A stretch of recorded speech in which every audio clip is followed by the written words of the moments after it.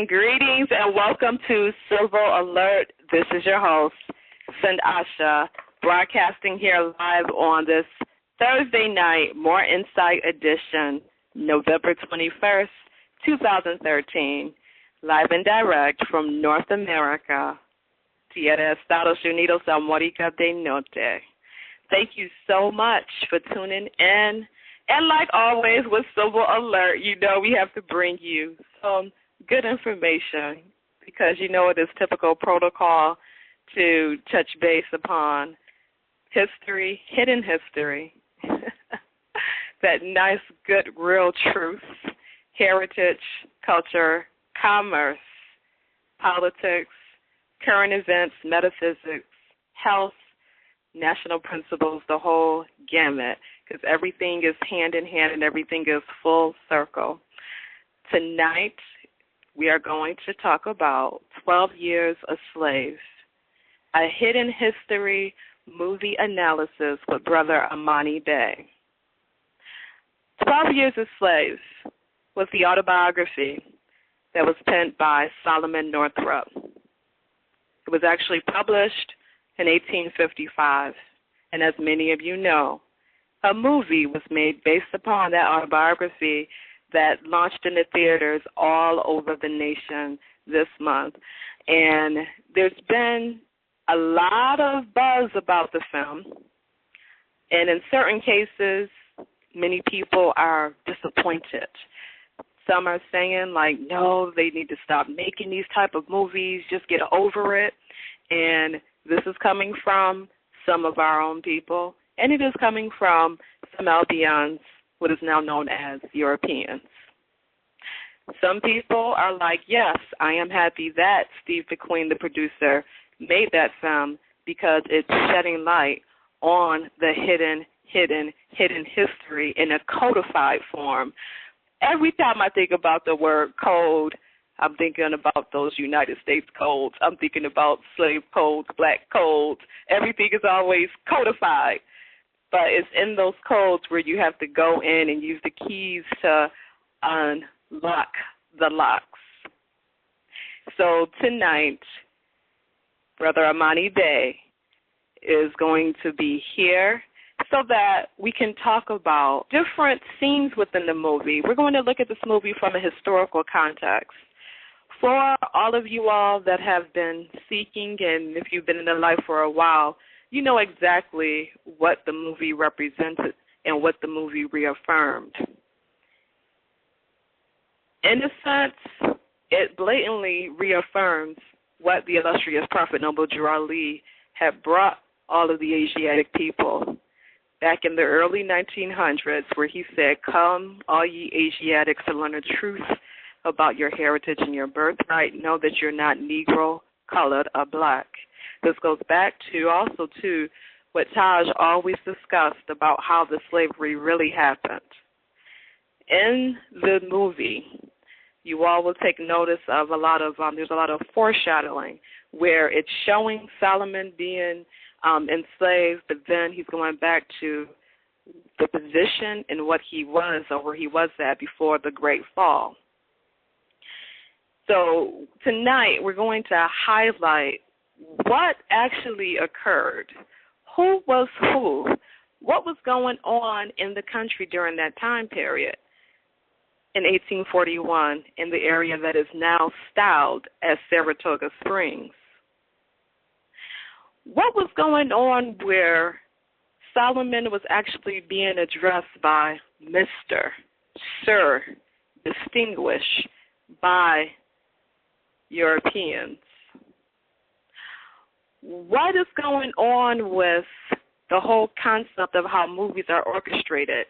Is it really so that in certain cases who we may think that is being positioned as albino/Europeans, were those really the British Moors? But, you know, given how the history has been relayed to us, the thought of for most of us to think that, there were a lot of Moors from Britain that were actually here side by side with brothers and sisters that were Aboriginal and indigenous to here. Sometimes it's kind of like a confusing concept because we've been taught for so long that all of the people in Europe are actually albinos.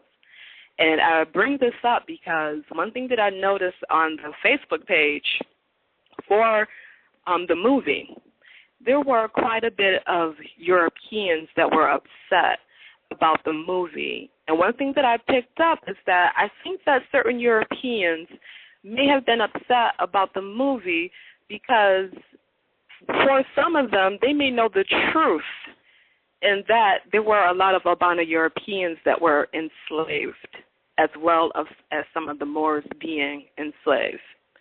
So when you start talking about things like the, I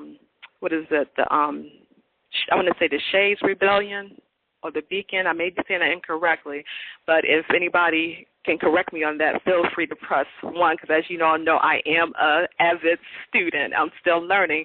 But I recall that there was a rebellion in the Virginia area where there were albinos as well as Moors that actually came into union to raise up against those that were enslaving them.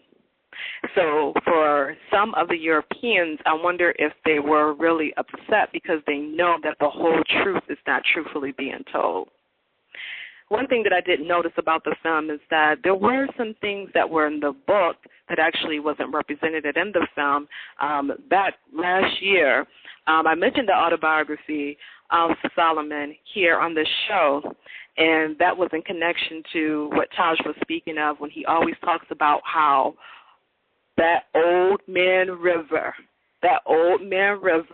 which is that Mississippi River, when they start heavily talking about slavery and the ships and how the ships disappeared, those ships didn't disappear. A lot of those ships are the same old vintage ships, those steamboats that were sailing up and down the Mississippi River. A lot of those ships are what was called the prison ships that were housed all up and down the East Coast, especially with an emphasis on the coast over there by the Hudson Bay. And those prison ships were actually there housing albino Europeans. And that was heavily around the time period after the during the American Revolution and a little thereafter. But, that's a whole another topic with that. So I had brought up Solomon's autobiography when Taj was just talking about and paralleling it to show that that Mississippi River was a major, major thoroughfare, a waterway of transport up and down. So in saying this, I do recommend that you all go and listen to Paul Robeson when he's singing Old Man River. Listen to those lyrics. And what is so dynamic about Paul Robeson is that, yes, he was an actor, and yes, he was a singer, but he also had a background in law, and he knew his history. He knew about what was going on in those colonies that's called Carolina, because that was where his peoples were from. Yes, that area, the same home of Prophet Noble Drew Ali. So without any further delay, I'm going to bring Brother Amani Day on. Have your pens and your paper ready, because this is going to be a full flow discovery.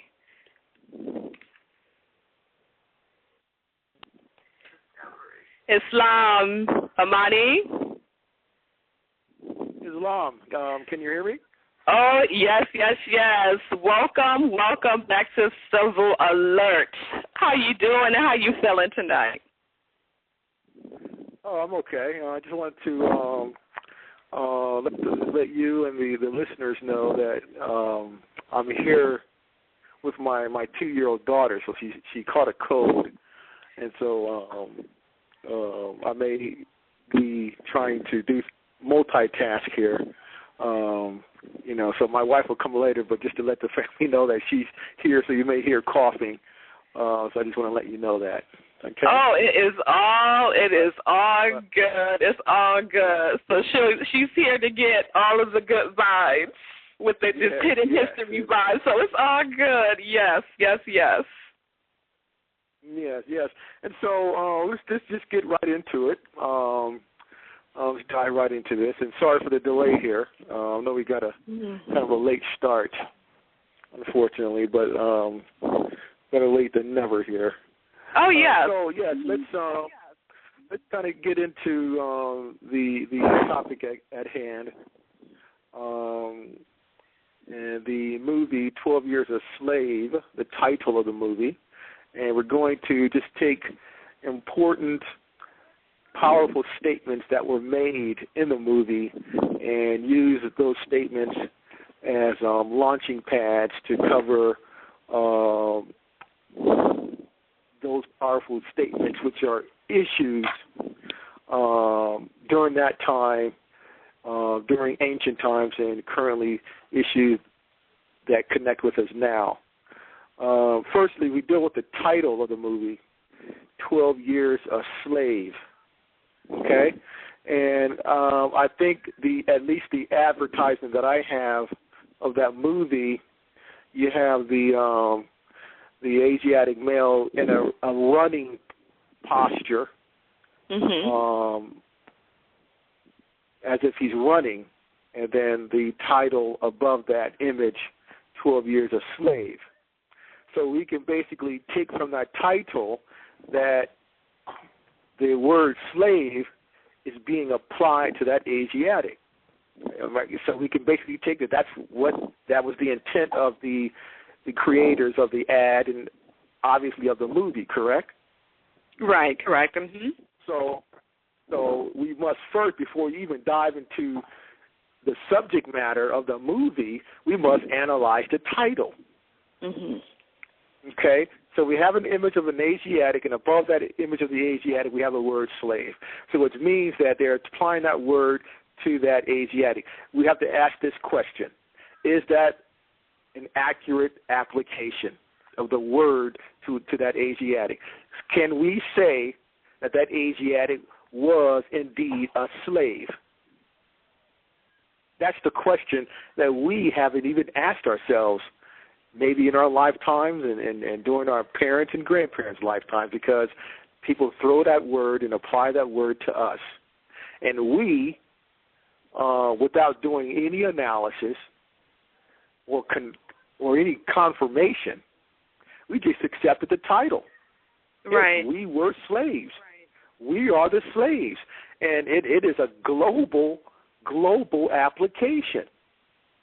So no matter where you travel to, I mean, I travel many places, whether you're in Europe or you're in a place that's currently called Africa.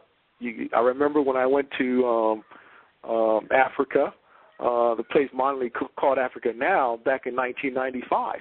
I went there